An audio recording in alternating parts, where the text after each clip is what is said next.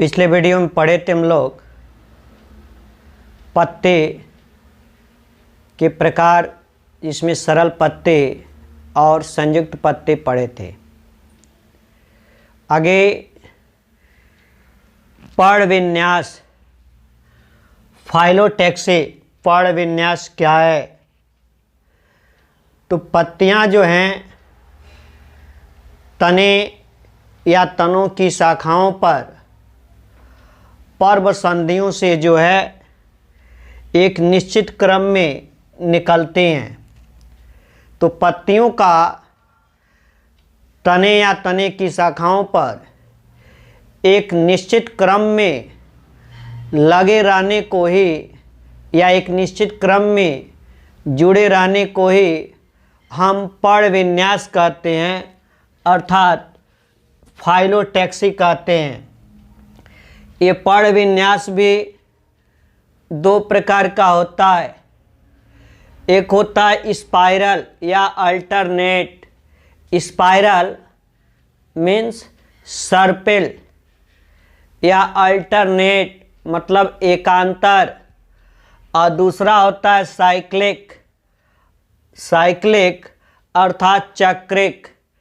तो जो अल्टरनेट होता है इन अर्थात स्पाइरल होता है, इनमें पत्तियां जो हैं सर्पिल क्रम में लगी होती हैं, या कह लें कि एक दूसरे के अंतर पर पर्व संधियों से पत्तियां निकलती हैं। तो तना पर जो पर्व संधि है अर्थात गांठ है, एक गांठ से इधर तो दूसरे गांठ से उसके विपरीत दिशा में निकलती हैं। जैसे यहाँ समझिए कि ये जो है यदि तना है और तने का जो है पर्व संधि है, गांठ है, ऐसे ये गांठ है और इन गांठ से पत्तियां निकल रही हैं। तो इस गांठ से यदि पत्ती जो है इधर ऐसे निकल रही है तो इसके ऊपर वाली गांठ यह है, इससे पत्ती जो है इस दिशा में ऐसे इधर निकली। फिर इसके ऊपर वाले गांठ से यहाँ पर जो है पत्ती जो है ऐसे निकली नहीं। फिर इसके ऊपर वाले गांठ से अब इस दिशा में निकलेंगी ऐसे। इसके ऊपर वाले गांठ से जो है ये ऐसी पत्ती निकलेगी नहीं। तो क्या हुआ, इस यहाँ पर जो पत्ती के लगने का क्रम है अर्थात पर्व संधियों से जो क्रम है, यदि ऐसे देखा जाए तो इसे घूमते हुए चल रही हैं अर्थात सर्पिल होगा, और नहीं तो इसे हम अल्टरनेट कहते हैं, एकांतर कहते हैं, एक का अंतर। अर्थात इस गांठ से जो पत्तियां यहाँ निकली तो ऊपर वाली गांठ से इधर नहीं निकली बल्कि इधर निकली, तो इसके फिर से ऊपर वाली में इधर ही निकली, एक का अंतर हो गया। इसके ऊपर वाली में इधर निकली तो यहाँ पर भी इस गांठ से और इस गांठ के बीच में यहाँ इस साइड में पत्ती नहीं है तो एक का अंतर हो गया। तो ऐसे क्रम को हम एकांतर क्रम कहते हैं। नहीं, जैसे सरसों में देखते हैं एकांतर क्रम में पत्तियां लगी रहती हैं सरसों के तने पर। जैसे आम में भी जो पत्तियां लगी होती हैं वो जो है एकांतर क्रम में जो है लगी होती हैं। जैसे गुड़हल में भी जो पत्तियां लगी होती हैं एकांतर क्रम में लगी होती हैं। जैसे सूरजमुखी, उसमें भी पत्तियां जो लगी होती हैं वो एकांतर क्रम में जो है लगी होती हैं। दूसरा होता है चक्रिक अर्थात साइक्लिक।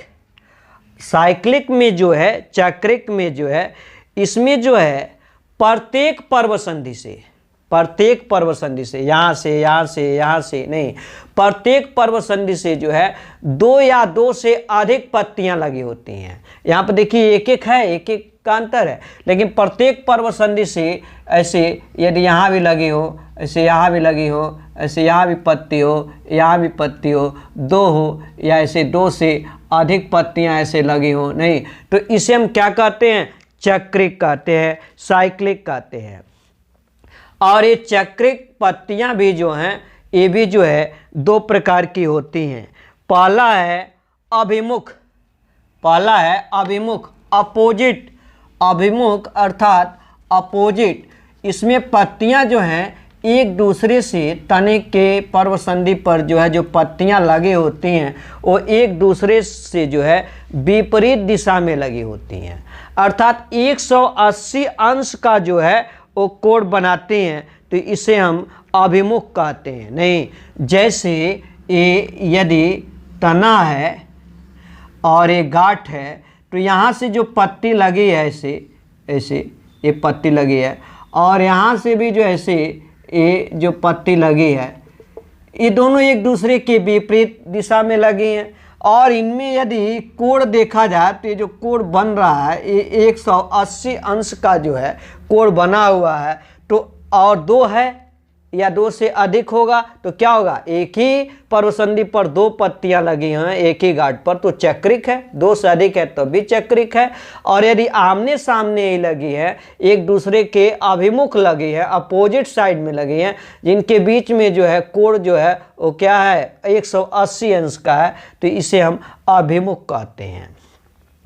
अब ये जो अभिमुख पत्ती होती है ये भी जो है दो प्रकार की होती है, एक है अभिमुख क्रासित और दूसरा होता है अभिमुख आच्छादित।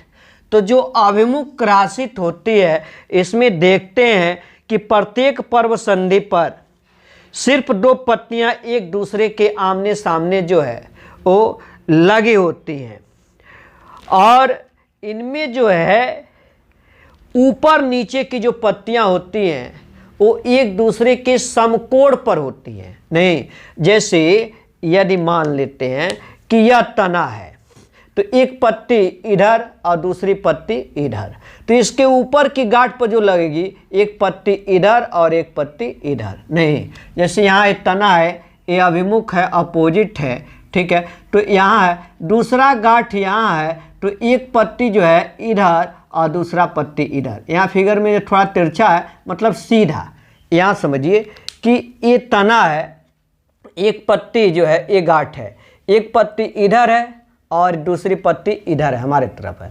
इसके ऊपर वाली गांठ में यहाँ पर एक पत्ती इधर है और एक पत्ती इधर है, अर्थात नीचे की पर्वसंधि से जो पत्ती लगी है और ऊपर की पर्वसंधि से जो पत्ती लगी है इन दोनों के बीच में जो है 90 अंश का कोण बन रहा है, तो इसे हम कहते हैं अभिमुख क्रासित। जैसे तुलसी में जो है मदार में जो है ये अभिमुख क्रासित जो है पत्तियां लगी होती हैं। फिर है दूसरा इसमें अभिमुख आच्छादित, कि इसमें जो पत्तियां होती हैं ये एक पर्व संधि पर यहाँ पत्ती लगी है तो दूसरे पर्व संधि पर भी यहाँ ही पत्ती लगेगी, इसी दिशा में लगेगी, लेकिन लगता है कि जैसे इसको ढके हुए है, अर्थात इसे हम अभिमुख आच्छादित कहते हैं। जैसे एक पौधा होता है जिसका नाम है मालती, पौधा का नाम है मालती, इसमें जो है ये पत्तियाँ जो है अभिमुख आच्छादित होती हैं। फिर है भ्रमी, इस चक्रिक में ही होता है दूसरा भ्रमी, अर्थात भ्रम जैसी स्थिति, इसमें प्रत्येक संधि पर जो है दो से अधिक पत्तियां निकलती हैं। नहीं, प्रत्येक संधि पर दो से, क्योंकि दो या दो से अधिक निकला तभी वो चक्रिक होगा, दो तक निकल रहा तो यहाँ तो अभिमुख में आ जाता है, लेकिन दो से अधिक जैसे यहाँ पर भी है तो सब चक्रिक में है, लेकिन दो से अधिक है तो क्या है एक भ्रम जैसी संरचना बन जाती है। जैसे कनेर में देखे होंगे, कनेर की जो पत्ती होती है एक ही पर्व संधि से जो है दो से अधिक निकलती है तो क्या है वो जो है भ्रमी है। तो ये जो है पत्तियों का जो है ये पर्ण विन्यास है। आगे इसी में है मॉडिफिकेशन ऑफ लीफ, पत्तियों का रूपांतरण, कि पत्तियों का मुख्य कार्य होता है कि वो भोजन का निर्माण करें, लेकिन कुछ पत्तियां जो हैं वातावरण में अनुकूलित रहने के लिए उनके रूपों में परिवर्तन हो जाता है, वो अन्य रूपों में परिवर्तित हो जाती हैं, इसे पत्तियों का रूपांतरण कहते हैं। जैसे पर्ण प्रतान, कि कुछ पौधों में पत्तियां जो हैं प्रतान के रूप में एक पतले कुंडलित धागे के समान जो है संरचना बना लेती हैं, और उसी पतले जैसे यहाँ पर जो है ये गांठ है और ये पत्ती है, तो यहाँ से जो पत्ती जैसे पारक निकल रहे हैं, ये ऐसी जो है धागे कुंडली जैसी जो है संरचना बना लेते हैं, तो इसे हम पर्ण प्रतान कहते हैं। और इसी प्रतान के सहारे वो किसी पौधे पर वो चढ़ते हैं। नहीं, जैसे जंगली मटर में भी ऐसा होता है, आज जो देसी मटर होता है उसमें भी जो है पर्ण प्रतान पाया जाता है। फिर है पर्ण अंकुश। नहीं, पर्ण अंकुश जो है असम में पाए जाने वाला एक पौधा है बिगोनिया, और उस बिगोनिया में 3 पत्तियां, उनका सिरा जो है नुकीला हो जाता है, तेज हो जाता है, अंकुश हुक समान हो जाता है, जो किसी सहारे से जो है चिपक कर और वो उसके साथ अस्थायी रूप से जुड़ जाता है, तो इसे पर्ण अंकुश कहते हैं। अर्थात पत्तियां ही हैं लेकिन आगे का भाग तेज होकर नुकीला हो जाता है, हुक समान हो जाता है, तो इसका कार्य होता है कि वो किसी से अपने आप को अस्थायी रूप से चिपकने का उपयोग करता है, तो इसे हम पर्ण अंकुश कहते हैं, जैसे बिगोनिया जो कि असम में पाया जाता है। फिर है पर्णकंटक, कि कुछ पौधों में जो है पत्तियां जो हैं वो कांटे के रूप में परिवर्तित हो जाती हैं, जैसे जो मरुस्थलीय भूमि पर पाया जाता है, जैसे नागफनी ही है, तो नागफनी मरुस्थलीय जगह पर पाया जा रहा है जहाँ जल की कमी है, तो जल की कमी की आपूर्ति को पूर्ण करने के लिए पत्तियां जो हैं कांटे के रूप में परिवर्तित हो जाती हैं।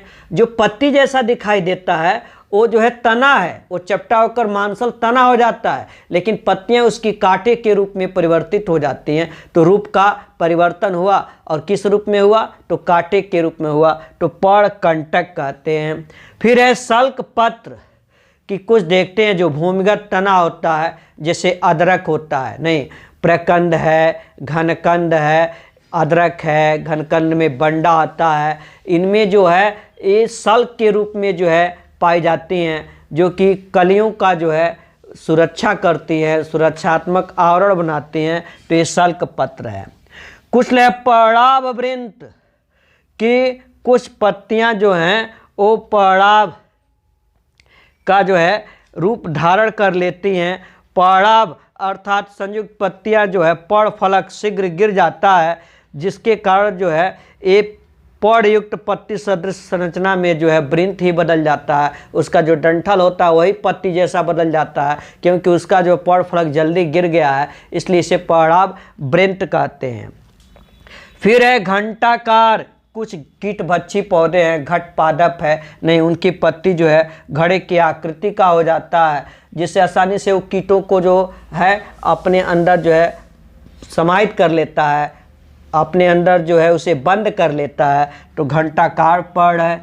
ऐसे कोषाकार, ये भी जो है कीटभक्षी पौधा ही है, जैसे यूट्रिकुलेरिया, एक कलश के समान जो है कोसा की आकृति का जो है ये परिवर्तन हो जाता है। तो इस प्रकार से जो है ये मॉडिफिकेशन ऑफ लीफ रहा, अर्थात पत्तियों का रूपांतरण रहा, जो विशेष कार्य के लिए जो है परिवर्तित हो जाती है, जिससे कि वो पौधा उस वातावरण में अनुकूलित बना रहे और उस पौधे का अस्तित्व भी बना रहे। तो पत्तियों का विशेष कार्यों के लिए परिवर्तन ही क्या कहलाता है, पत्तियों का रूपांतरण कहलाता है, मॉडिफिकेशन कहलाता है।